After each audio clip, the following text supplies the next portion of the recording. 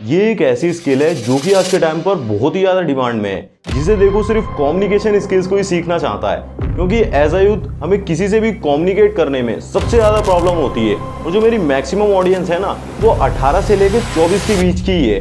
तो अगर किसी को इंटरव्यू देना हो, स्कूल में, कॉलेज में, किसी को डेट पर लेके जाना हो, या फिर एक कॉन्फिडेंट गाय दिखना हो, तो क्या कर सकते हैं। इसीलिए आज की इस वीडियो में मैं आपको ऐसी सिंपल सी कुछ ट्रिक्स के बारे में बताऊंगा, जिनको आप आसानी से अपनी लाइफ में अप्लाई करके अपनी कम्युनिकेशन स्किल्स को आसानी से ही नेक्स्ट लेवल पर ले जा सकते हो, अपने कॉन्फिडेंस को बूस्ट कर सकते हो बातचीत करते समय। और साथ ही अपनी रियल लाइफ की कुछ ऐसी स्टोरी शेयर करूंगा जिनसे आप आसानी से ही रिलेट कर पाओगे। वैसे तो पहले ही मैं आपको कम्युनिकेशन स्किल्स के ऊपर काफी सारी माइंड ब्लोइंग टेक्निक्स के बारे में बता चुका हूं, आप चाहे तो उस प्लेलिस्ट को भी चेक कर सकते हैं। लेकिन आज की इस वीडियो में जो मैं आपको ट्रिक्स बताने वाला हूं, या फिर कह सकते हैं टैक्टिक्स बताने वाला हूं, वो काफी ज्यादा लाजवाब होंगी। उनसे आपको जरूरी कुछ जबरदस्त सीखने को मिलेगा। और अगर ना मिले ना, तो बेधड़क चैनल को अनसब्सक्राइब करके और कमेंट में कुछ भी लिखकर चले जाना। मैं कुछ भी नहीं कहूंगा, लेकिन वीडियो को पूरा देखने के बाद ही मैं प्रॉमिस करता हूं कि आपका टाइम वेस्ट नहीं होगा। लास्ट तक जरूर देखना।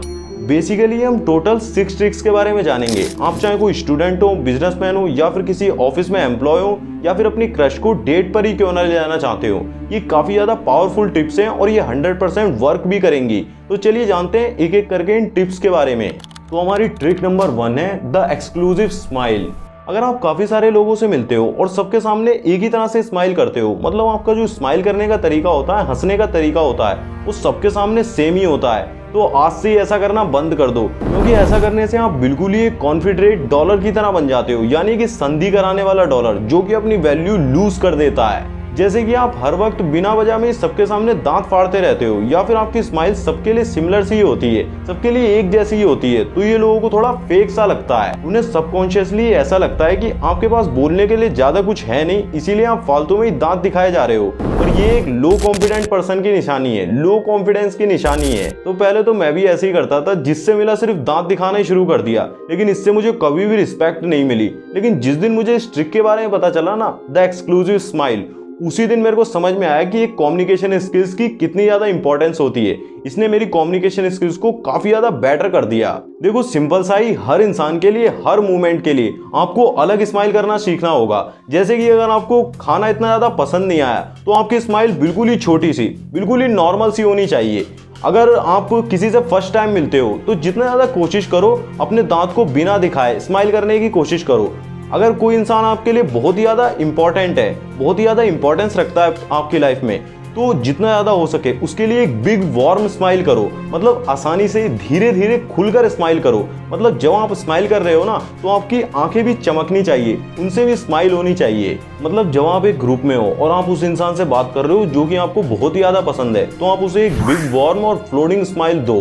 बात करते समय उसकी बातों को ध्यान से सुनते हुए धीरे धीरे स्माइल करो। ऐसा करना आपको उसकी नज़रों में काफ़ी ज़्यादा स्पेशल पर्सन बना देता है, और इससे वो काफ़ी ज़्यादा अच्छा फील करता है। तो इस बात को हमेशा ध्यान रखो। इस ट्रिक का यूज अगली बार जरूर करना।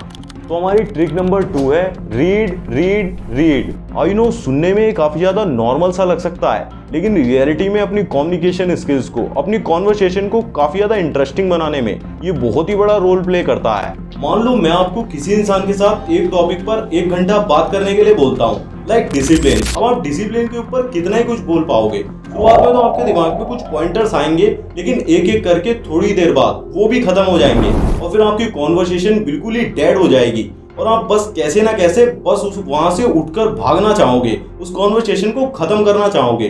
तो अगली बार आपके साथ ऐसा ना हो, तो इसीलिए आपको पहले से ही हर एक टॉपिक पर, मतलब जो टॉपिक आपको समझ में आता है, उस टॉपिक के ऊपर कुछ ना कुछ जरूर रीड करना चाहिए। वीडियोस देखना भी एक अच्छा तरीका हो सकता है, लेकिन मेरे लिए सबसे इफेक्टिव वे रीड करना ही है। क्योंकि रीड करने से आपके दिमाग में वो इंफॉर्मेशन जो होती है ना, वो पूरी तरह से छप जाती है, और जब आप उसे रियल लाइफ से रिलेट करते हो, उसे रियल लाइफ में अप्लाई करके देखते हो, तो अच्छी खासी इंफॉर्मेशन आपके दिमाग में स्टोर हो जाती है। देखो जिस तरह से एक फोन में रैम होती है ना, उस तरह से हमारे दिमाग में एक मेमोरी होती है, एक रैम होती है। और जितना ज्यादा आप बुक्स को पढ़ते हो ना, नॉलेज को एक्वायर करते हो, उतना ही ज्यादा आपके दिमाग में, आपकी मेमोरी में इंफॉर्मेशन बढ़ती चली जाती है, और फिर आपके पास बोलने के लिए बहुत कुछ होता है। आप फालतू में बातें नहीं फेंकते हो।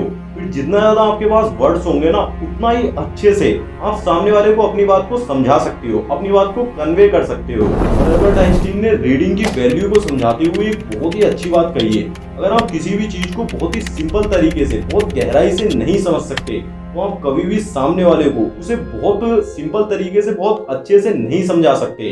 देखो, अपनी कम्युनिकेशन के दौरान बहुत ही ज्यादा एडवांस वर्ड्स का यूज करना एक अच्छे कम्युनिकेटर की निशानी नहीं होती है, बल्कि जब आप बहुत ही ज्यादा सिंप्लिसिटी के साथ, बहुत ही ज्यादा सिंपल वर्ड्स में अपनी बात को सामने वाले को समझा पाते हो, तभी आपकी कम्युनिकेशन स्किल्स को एक्सीलेंट कहा जाएगा, अच्छा कहा जाएगा। कुछ लोगों के साथ कई बार ऐसा होता है कि वो जो महसूस कर रहे होते हैं, वो जो समझ रहे होते हैं, वो दूसरे लोगों को समझा ही नहीं पाते हैं। वो बोलते हैं कि मेरे पास बताने के लिए शब्द ही नहीं है। तो आपके साथ ऐसा ना हो, आपके पास वर्ड्स की कमी ना हो, इसीलिए रीड करना बहुत ही ज्यादा जरूरी है। जब आप किसी चीज को रीड करते हैं ना, तो उसके बारे में आपके पास काफी सारी नॉलेज होती है, और रीडिंग करने से आपके दिमाग की स्टोरिंग कैपेसिटी और नॉलेज एक्वायरिंग कैपेसिटी काफी तेजी से बढ़ती है। तो डेली कम से कम आपको 10 पेजेस या फिर 10 मिनट तो जरूरी रीड करना है। और नॉर्मल सी बुक भी पढ़ सकते हैं, स्कूल की बुक्स भी पढ़ सकते हैं, लेकिन रीडिंग करना मस्ट है। आपकी लाइफ की एक ऐसी स्किल है जिसे अगर आप नहीं एक्वायर करते हैं, नहीं सीखते हैं, तो आपका काफी ज्यादा टाइम वेस्ट होने वाला है। जब भी आप किसी के साथ कॉन्वर्सेशन करेंगे, वो कॉन्वर्सेशन कुछ समय के बाद अनइंटरेस्टिंग या फिर डेडी हो जाएगी। तो रीड जरूर करो। ट्रिक नंबर 3 है, don't be a day dreamer. आपने ऐसे लोगों को जरूर देखा होगा जो हमेशा हवा में ही बातें करते रहते हैं। मतलब ज्यादातर समय जो उनकी बातें होती है ना, उसका कोई सेंस ही नहीं बैठता है, वो नॉनसेंस ही कुछ बोलते रहते हैं। तो क्या आप पर्सनली ऐसे इंसान को कभी भी पसंद करोगे, या फिर आप कभी भी ऐसे इंसान जैसा बनना चाहोगे? ऑब्वियसली नहीं। और तो कभी कभार तो हम सभी कोई ना कोई फालतू की बात जरूर करते हैं, जैसे ही कोई फालतू का जोक क्रिएट करते हैं जिसमें कि कोई ह्यूमर होता ही नहीं है, कोई भी उस पर नहीं हंसता है। बट लगातार हर बार ऐसा करना आपको लोगों के लिए काफी ज्यादा इरिटेटिंग बना देता है। उनको सबकॉन्शियसली ऐसा लगने लगता है कि ये बहुत ही ज्यादा बेकू चंद है, और रियलिटी में इसके बस की कुछ भी नहीं है, ये सिर्फ बड़ी बड़ी बातें ही हाँकता रहता है। तो अगर आप ऐसा इंसान नहीं बनना चाहते हो, तो हवा में बातें करना बंद कर दो, क्योंकि जितना ज्यादा आपकी बातें इलॉजिकल होती हैं, आपकी बातों में कोई तुक ही नहीं बैठता है, उतना ज्यादा आपको लोग बेवकूफ समझते हैं। और कई लोगों की ये आदत होती है कि वो बीच में से ही बात काटकर कुछ और ही बात करने लगते हैं। मतलब उस टॉपिक का, उस कॉन्वर्सेशन से कुछ लेना ही देना नहीं होता है, वो अपनी बात करने लग जाते हैं। तो ये काफी ज्यादा लोगों को इरिटेट करता है। अगर आपके साथ ऐसा कभी हुआ होगा ना, या फिर आपने ऐसा किया होगा, तो आप जरूर से ही समझ पा रहे होंगे। मतलब कुछ ऐसे लोग होते हैं ना, जो हर जगह अपना इंप्रेशन जमाने के लिए फालतू के जोक्स क्रिएट करते रहते हैं। वो कभी अकेले बैठकर ये सोचते ही नहीं है कि वो वाकई में फनी है भी या फिर नहीं, उनके अंदर ह्यूमर है भी या फिर नहीं, और इससे उन्हें हमेशा इंसल्ट और डिप्रेशन ही मिलता है। आप ऐसा कभी भी ना करें, और जितना ज्यादा हो सके इलॉजिकल बातें, फालतू की बात करने से बचें, और ज्यादातर समय प्रैक्टिकल बातें ही करें जो कि सबके समझ में आए और कॉन्वर्सेशन से रिलेट भी करती हो। क्योंकि एक अच्छा कम्युनिकेटर कभी भी किसी की बातों को बीच में से नहीं काटता है। और यही है हमारी next trick, trick number 4, don't be A interrupter. मुझे भी ऐसे काफी सारे लोग मिलते हैं जो कि मेरी बात कंप्लीट होने से पहले ही मेरी बात को बीच में से काटकर अपना ओपिनियन देना शुरू कर देते हैं। जैसे कि एक टॉपिक पर बात तो स्टार्ट हुई कि कल मैं गुड़गांव गया था, वहां पर एक मॉल भी है, तो वो बीच में से ही हाँ हाँ बोलकर, जैसे हाँ मैं भी गया था वहां पर, मैंने भी उस देखा है, काफी बड़ा मॉल है और वहां पर एक पास में एक मेट्रो स्टेशन भी है, ऐसे बोलकर ही बीच में अपना फालतू का ज्ञान देना शुरू कर देते हैं, जो कि कोई मांग भी नहीं रहा है। देखो, किसी की बातों को सच में सुनना और सच में अंडरस्टैंड करना, अपने आप को उसकी जगह पर रखकर देखना कैसा वो फील कर रहा है, फिर ही अपना कोई ओपिनियन देना, ये बिल्कुल ही अलग बात है। और सिर्फ अपना ज्ञान ही दूसरों पर थोपते रहना, ये बिल्कुल और ही बात है, बिल्कुल ही अलग बात है। कई लोग आपको ऐसे मिलेंगे जो कि आपकी बात का सिर्फ खत्म होने का वेट कर रहे होंगे। मतलब वो ये सोच के बैठे होते हैं कि जब मेरा नंबर आएगा ना, तो मैं खुलकर बोलूंगा। उन्हें इस बात से बिल्कुल भी फर्क नहीं पड़ता कि आप क्या कहना चाह रहे हो, आप कैसा फील कर रहे हो। बस वो इस बात का वेट कर रहे होते हैं कि जल्द से जल्द आपकी बात पूरी हो और मैं अपनी बात बोल सकूं, अपना ज्ञान दे सकूं। ये ऐसे लोग होते हैं, जब भी कॉन्वर्सेशन स्टार्ट होती है, एक टॉपिक डिसाइड होता है जिस पर बात होगी, वो शुरुआत से ही ये सोचना शुरू कर देते हैं कि कैसे ना कैसे बस इसका बोलना बंद हो और फिर मैं इस टॉपिक पर अपना ज्ञान देना शुरू करूं। मतलब वो सामने वाले की बातों को नहीं सुन रहे होते, आपकी बात को नहीं सुन रहे हैं, बल्कि वो अपने दिमाग में यही सोचे जा रहे हैं कि जब इसकी बात कंप्लीट होगी तो मैं क्या बोलूंगा। तो ऐसा आप बिल्कुल भी कभी भी ना करें, क्योंकि ये वही लोग होते हैं जिनको कोई भी पसंद नहीं करता है, जिनके साथ कोई भी नहीं रहना चाहता है। एक अच्छे कम्युनिकेटर की पहचान इसमें से तो बिल्कुल भी नहीं होती है। हमेशा याद रखो, जब आप कुछ बोल रहे होते हो ना, तब आप कुछ नया नहीं सीख रहे होते हो, बल्कि आपके पास जो नॉलेज पहले से ही है, आपके पास्ट एक्सपीरियंसेस पर बेस्ड है, आप उसे ही सिर्फ शेयर कर रहे हो। कुछ नया सीखने के लिए आपको अपने मुंह को बंद रखकर और अपने दोनों कानों को खुला रखकर सामने वाले को बहुत ध्यान से सुनना आना चाहिए। एक एक्सीलेंट कम्युनिकेटर की ये पहचान होती है कि वो पहले तो सामने वाले की बातों को बहुत ध्यान से सुनता है और समझने की कोशिश करता है कि एक्चुअल में वो कहना क्या चाह रहा है, मतलब उसकी बात का असल मीनिंग क्या है, ना कि सिर्फ अपने पास्ट एक्सपीरियंस से भरी हुई नॉलेज से, पहले से ही जो नॉलेज उसके दिमाग में भरी हुई है उससे रिलेट करके बड़बड़ करना शुरू कर देता है। ये गलती मैंने भी बहुत लंबे समय तक बहुत ज्यादा बार की है। ऐसा आप बिल्कुल भी मत करना, ये आपको काफी ज्यादा डिस्गस्टिंग और अनअट्रैक्टिव सा बना देगी। So don't do this. Trick number 5 है द ब्रोकन रिकॉर्ड। कई बार ऐसा होता है किसी इंसान को हमारी करंट सिचुएशन जो कि बहुत ही ज्यादा बेकार चल रही होती है, हमारा ब्रेकअप हो गया होता है, डाइवोर्स हो गया होता है या फिर किसी से झगड़ा हो गया होता है, तो लोगों को ऐसी बातों में बहुत ही ज्यादा इंटरेस्ट होता है, उन्हें बहुत ही ज्यादा मजा आता है ऐसी बातों में आप में चिढ़ाने में, या फिर आपसे फालतू के क्वेश्चन पूछने में, आपको चिढ़ाने में बहुत ही ज्यादा मजा आता है। तो ऐसे लोगों से बचने के लिए आप इस ट्रिक का यूज कर सकते हो, the broken record. For example, imagine करो कि आपका डाइवोर्स हो गया है और आपकी वाइफ और आप दोनों एक ही साथ एक ही कंपनी में वर्क करते थे। अब आप जब ऑफिस जाओगे ना, तो कोई ना कोई एम्प्लॉय जरूर, जिसके अंदर कीड़ा होगा ना, जिसके अंदर चुल होगी, वो आपसे ये क्वेश्चन जरूर पूछेगा कि क्या आप अब भी दोनों साथ में काम करोगे। तो आपको सिंपल सा इसका आंसर देना है कि हम दोनों तो अलग हो गए, लेकिन इससे कंपनी को बिल्कुल भी अफेक्ट नहीं होगा। वो फिर से आपसे क्वेश्चन जरूर पूछेगा, क्योंकि उसे ऐसा आंसर चाहिए जिससे कि उसे मजा आ सके। वो फिर से पूछेगा कि क्या तुम दोनों अब भी साथ में ही काम करोगे। तो आपको फिर से सिंपल सी स्माइल के साथ फिर से अपने आंसर को रिपीट कर देना है कि हम दोनों तो अलग हो गए, बट इससे कंपनी को बिल्कुल भी अफेक्ट नहीं होगा। अब तक जो उसके दिमाग में लालसा है ना आपको चिढ़ाने की, मतलब जो उसने क्वेश्चन पूछा है उसका आपके ऊपर ज्यादा असर नहीं हुआ है, तो फिर से आपसे क्वेश्चन जरूर पूछेगा, क्या तुम दोनों अब भी साथ में वर्क करोगे।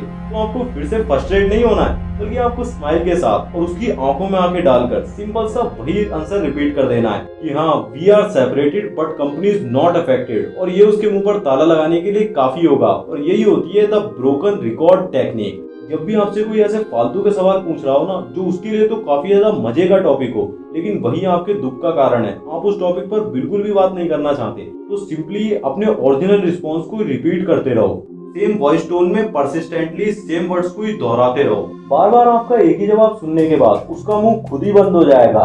तो अगली बार जब भी आपके साथ ऐसा हो ना, तो बिल्कुल भी पैनिक नहीं करना है, बिल्कुल भी फ्रस्ट्रेट नहीं होना है, इरिटेट नहीं होना है, बल्कि सिंपल से ही द ब्रोकन रिकॉर्ड टेक्निक का यूज करना है और उसका मुंह बंद कर देना है। और लास्ट ट्रिक जो हमारी है वो है थैंक यू के बारे में। Trick number 6, never the next thank you. कभी भी सिर्फ थैंक यू, ये जो दो वर्ड्स है ना, इन्हें अकेला मत छोड़ो, बल्कि साथ में ही हमेशा एक रीजन भी दो जिसकी वजह से आपने उन्हें थैंक यू बोला है, जिसकी वजह से आप उनका उपकार अपने ऊपर महसूस कर रहे हो।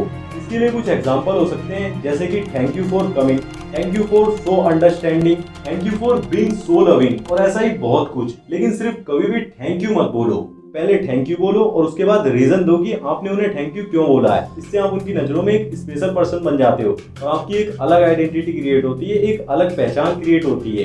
अब आपने इन ट्रिक्स के बारे में तो जान लिया, अब इन्हें सिर्फ भूल नहीं जाना है, जैसे कि वीडियो खत्म हुई सब भूल गए, नहीं, बल्कि इन्हें पेपर और पेन से राइट डाउन करके समझने की कोशिश करनी है। अगर एक बार में समझ नहीं आ रहा है तो वीडियो को दोबारा से देखो, लेकिन अपनी रियल लाइफ में यूज करके जरूर देखो।